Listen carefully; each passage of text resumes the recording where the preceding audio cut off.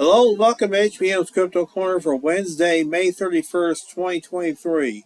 We have a few things to talk about, so let's get started. Bigfoot theory suggests they are intelligent creatures who bury their dead. Some believe this is why no bones have been discovered. Well, we've been saying this for years.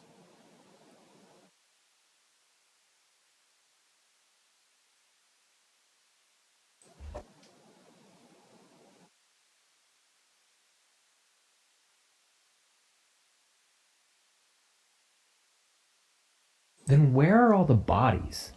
If these animals actually exist, shouldn't we have just lots of evidence of them having died in the woods? We would find them along with deer carcasses and bear carcasses. We would find skeletons at least. Because even if these humans are highly intelligent, intelligent enough to avoid human beings and rarely be seen, after they die, surely we must be able to find their remains, right?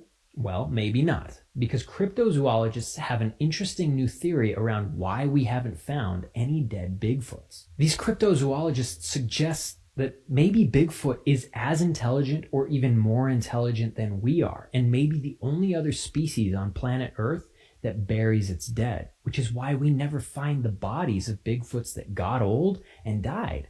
If that's true, it actually makes a little bit of sense on two fronts. A, why we haven't found any bodies, and B, why Bigfoot is so hard to spot in the first place. If they're as smart as us, or smarter, they would know how dangerous human beings are and not want to be seen by us at all, because the survival of their very species would depend on it. What do you think about all this? Well, there you go. Lack of deceased specimens is a difficult hurdle in proving the existence of this legendary cryptid. However, perhaps not an impossible one. Presumably, the creatures are rare and in low enough number to be considered endangered, so that would decrease the likelihood of randomly finding one in the woods as one would a deer or other common animal. Additionally, it is widely agreed they prefer uninhabited areas, which likely means difficult for people to access, which would add another layer of difficulty in accidentally finding a deceased specimen. These circumstances make even known animals difficult to find, let alone ones we aren't sure exist. A lot of us have been saying for years there's a possibility that these creatures do bury their dead. It certainly fits into the paradigm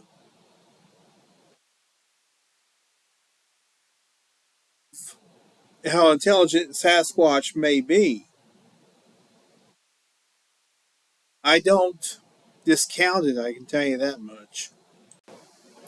Last word on the Yowie. This is written by Paul Cropper.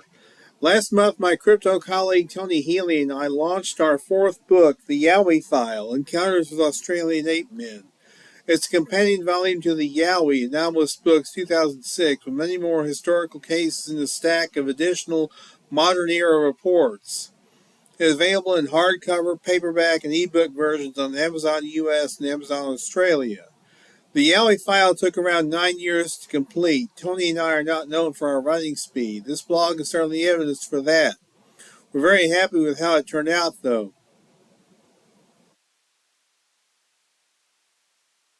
In the Yowie, we devoted an entire chapter to indigenous Yowie lore, showing that many, if not most, Aboriginal people from Cape York Peninsula right down the east coast of Victoria, across to South Australia, Western Australia, and up to the Northern Territory, strongly believe in the existence of hair-covered, man-like or ape-like creatures.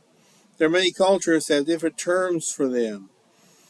Dulagarl, Thulagarl, Nunkuna, Jimbra, Changara, Putikan, and Jurawara, to name but a few. Nowadays, when discussing them with people outside their own language group, indigenous people often employ the term hairy man.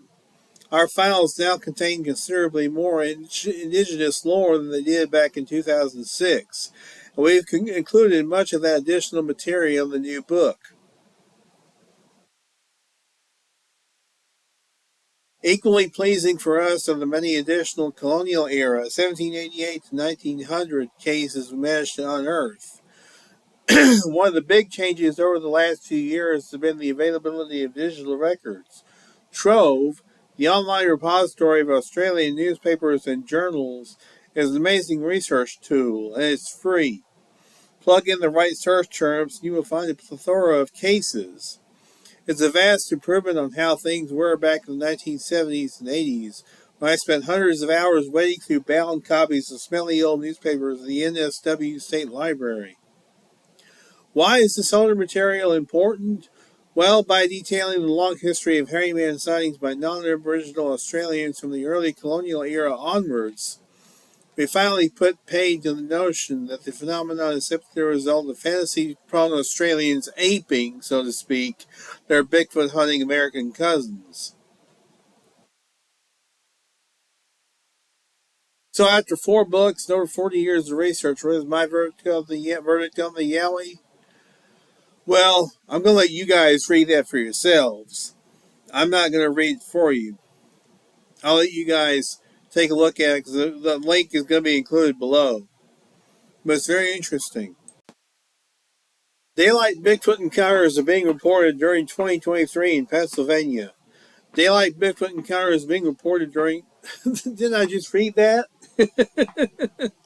Okay. I continue to receive Bigfoot reports from Pennsylvania annually via phone and email. I'm also in contact with numerous other researchers in the state that also receive such incident reports. Several interesting Bigfoot encounters have already been reported throughout the Keystone State during 2023. I have also heard secondhand accounts of other possible sightings. Reports of possible Bigfoot activity continue to be reported from areas along the Chestnut Ridge and Laurel Ridge areas. Locals are reporting strange screams and howls and the sound of something heavy and bipedal walking in the woods. Possible Bigfoot tree structures have also been reported. During January and February, such cases were reported from Fayette and Bedford counties. So apparently there's some reports going on still in the Keystone State. And Stan Gordon is looking into them.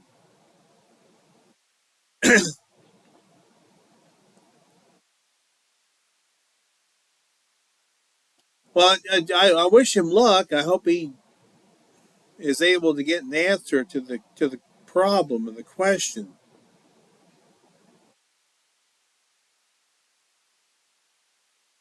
He has been investigating for a long time, about 60 years.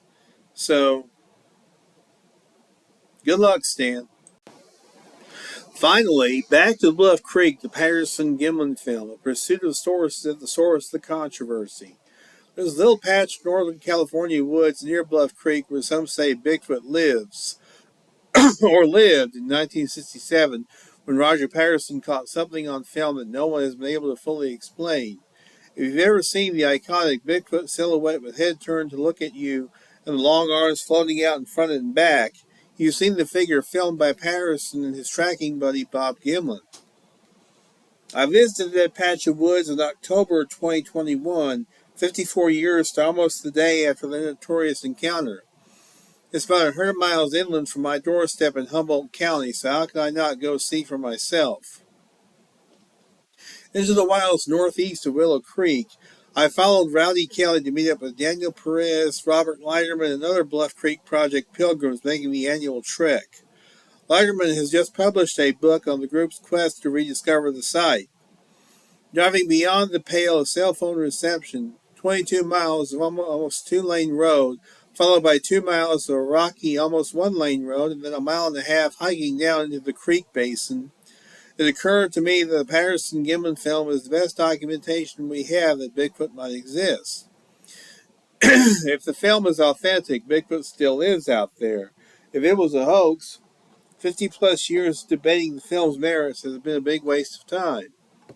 Patterson and Gimlin were the perfect guys to either film a Bigfoot or orchestrate the hoax of the century. I'm not going to read the rest of the article. It's just basically, you might say, going over the history of the PG film, which we've all heard many times. Still a rather interesting article. I highly recommend reading the whole thing. And it's almost June, guys. Can you believe it? And that's going to do it for this week. Well, thank you very much for tuning in. You guys are the heart of the show. I always say that, but I always mean it. I'll continue to do this as long as you guys want me to. And hey, until 2 weeks from now, y'all be good or be good at it. This is May-HBM's Crypto Corner.